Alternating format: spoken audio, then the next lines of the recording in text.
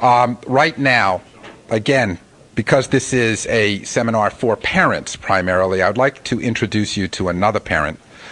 This is Ellen, who has a very interesting story to tell, and this will answer some of your questions too. A round of applause for Ellen. Anybody who gets up here?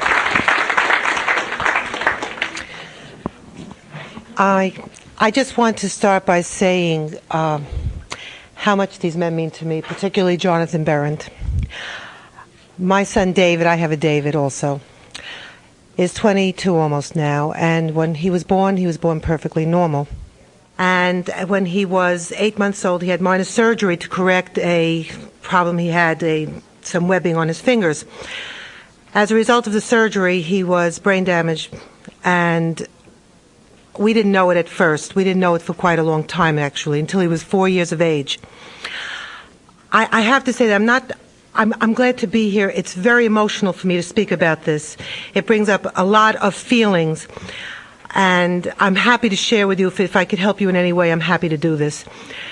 At any rate, David was progressing normally, doing things like, at 8 months of age, singing E-I-E-I-O, and we would sing Old MacDonald Had a Farm, doing very nicely. Our other two children are both quite gifted, and they're doing very well, and so is David.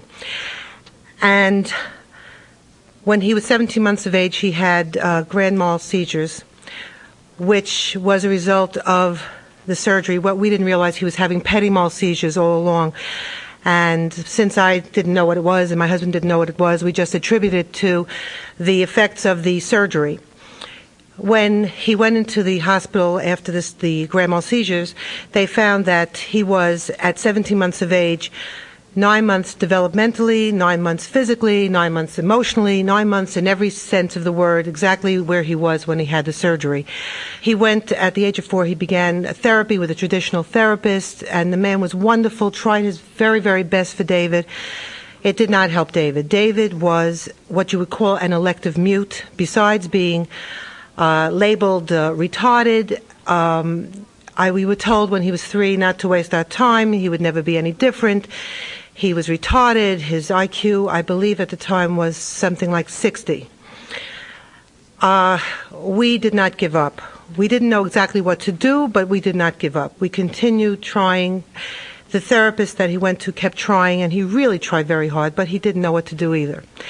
And I kept saying to my husband, and my husband kept saying to me, if only there was something, if there was only some way, someone who could teach us what to do for David, if only somehow there would be some way to teach us what to do for David.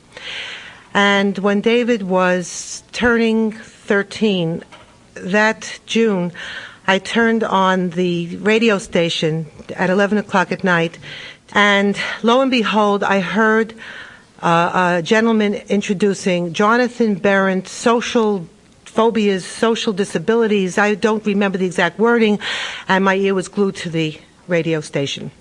We went to visit Jonathan, my husband and myself, and we told him the story. And he listened, and he told us his approach a bit.